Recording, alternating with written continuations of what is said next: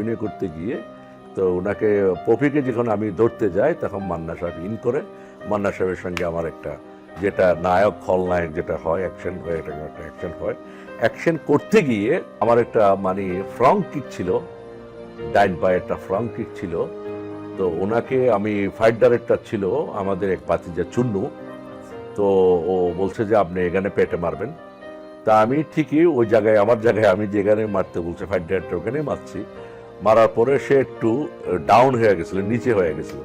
নিচে হওয়ার পরে তার পেটে কিকটা লেগে গেছে। পেটে লাগার পরে সে মানে একটা চিল্লান দিয়ে সে পড়ে গেছে। পড়ে যাওয়ার পরে প্রায় আধা ঘন্টা 1 ঘন্টা সে আর নিঃশ্বাস পায়নি।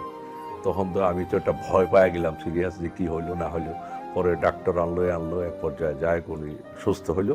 তো এটা একটা বিরাট ঘটনা এরকম আর কি। আমি ঘাবড়ে গেছিলাম, পরবর্তী সুস্থ হয়ে গেছি, ইনশাল্লাহ কোনো সমস্যা হয়নি।